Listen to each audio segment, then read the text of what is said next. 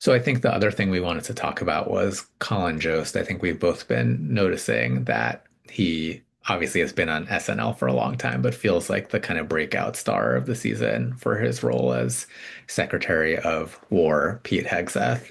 And I think we were both kind of thinking about and trying to unpack what makes it feel so right. And I've been working on a story about it, but yeah, I was curious to hear some of your thoughts about why does this confluence of performer and role feel like it's kind of hitting a particular sweet spot? I mean, this guy's insane, first of all, right? Like, Hegseth is just. Sometimes I'll be watching the news in the morning, and then there'll be like, this has happened recently with the war in Iran, like a briefing. And they're like, oh, we have to go live to this briefing. And I'm like, absolutely under no circumstances is this going to last long on my TV. But I'll watch like the first couple seconds. And every time you're just like, is this real? Is this happening? I mean, it's been a thing we've been saying really at least since Sarah Palin that like, oh, things have gotten so ridiculous that SNL doesn't have to do anything. They just repeat, like they just reenact what happened. But we're getting, you know, even more that way. And this guy especially, you're always just like, why is he yelling at everyone all the like I just got here. I don't know why are you yelling at me? Um, but then like there's just this beautiful like I feel like Colin Jost has always done a good job of leaning into his look. Yes. Right, he knows that he kind of looks like a douche. And so they'll just often do jokes about it in Weekend Update because what else can you do when you kind of look like some cast off Kennedy, you know?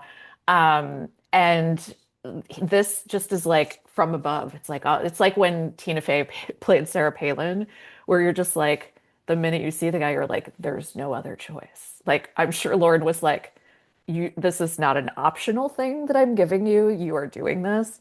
And then the one other thing I can think of is just the fact that like he doesn't actually play roles often on the show. He's usually just like Weekend Update guy. So I do think it helps a little. Like there's something like, ooh, and they barely have to do anything, by the way. They just like gray his hair and that's it. And I do want to say this weekend's the most recent one in particular, which is him and Trump at the gas station, started to play like a buddy comedy. Yes. Yes. I thought the vibe, they're both very, very good. And I thought the vibe between them with Colin Jost being so aggro and over the top and Trump being like scatterbrained and he just at one point says, I'm just going to wander off that way and Yes. like disappears off the screen. I thought that that was great.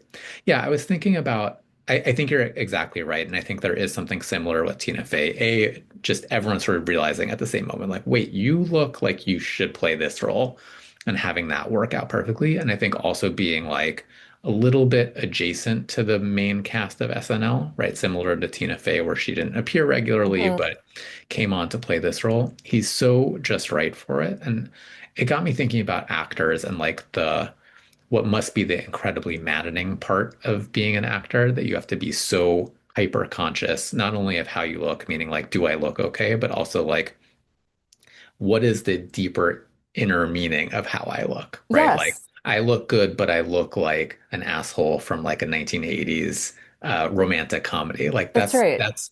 that's like a level of knowledge that most of us don't have to carry around when we think about ourselves or how we look. And, Colin just clearly has had this on his mind. His book that came out a few years ago was called A Very Punchable Face. And so I was thinking about that in relationship to playing Pete Hegseth. Like he really channels all of the sort of feelings that we might have about someone who looks like him, meaning both like someone who I think is like sort of a conventionally attractive, like square-jawed man, and also just someone who looks like, the jerk from a John Hughes movie or whatever the case may be. And I think that makes such a difference that he just kind of brings in all of that particular energy. Yeah, I mean, you're making me think of so many things. It's like, yeah, there's actually like a little cadre of guys right now, even if you look like who kind of just have they're like, oh, I guess this is just, I have to play like the white guy jerk. Right? Like that's just like a thing that is very, like a lot of things need right now. And so There's just Yes. certain people who I think would have been like major leading men in a different time. Now we want something else from our leading man, and there's certain guys who have to just kind of play like the jerky ex-boyfriend or whatever, the jerk in the bar who starts a fight, who is almost inevitably like a white blonde guy. That's just and Colin Jost is very much in this mold, and it is very interesting to think of. I mean, people talk about being typecast.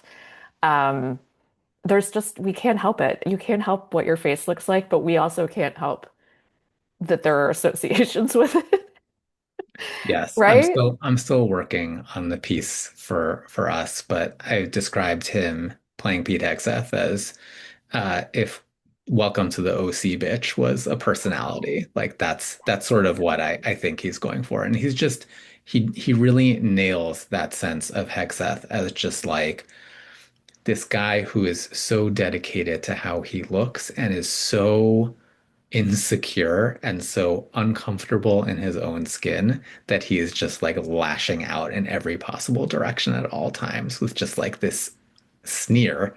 Um, and it feels similar to the Tina Fey situation in that I think people's knowledge of Pete Hegseth is going to flow into Colin Jost's performance of him to the point where people won't remember which one was which. For sure. They're really close. I mean, I know Tina Fey and Sarah Palin were too, but like if anyone could get closer physically, it's him. So I'm glad it turns out like I don't know what his range is as an actor for real. Like I don't know if he could then go play like a sensitive guy or whatever. And I don't know if he wants to. But I do feel like he's really doing it. And for him to like stand up against that Trump impersonation, which is so, so good. Um, they really took a couple tries, but they really, they're really nailing it now. And I think this is just all kind of like working. And I would add as a final note that just like we just need to be able to laugh a little bit at these people right now. I know some people who will say like they can't even like they don't want to see this stuff because like they can't laugh about it right now, which I completely get too. Yeah. But for me, there is a release in like continuously reminding me that these people are terrible buffoons. That is Yeah. important. I 100% agree. I think for a while I was in that place of just like, not even that I don't want to laugh, just like I couldn't. And I Mm-mm. think seeing the ways in which SNL is sort of channeling a particular brand of mockery, right? Both for Trump and for Hegseth in particular, I think it really works. And it's definitely, it sort of satisfies that desire to not let them become they are monsters, but not let them sort of take on the size of monsters and instead kind Exactly. of cut them down to size to some extent. Yeah, yeah, yeah. And I would say too that it's just occurring to me. I actually think this stuff, the cold open type political stuff, has been far sharper than the rest of the show this season. I don't know why that is, but like this stuff's been really, really good, is what I'm saying.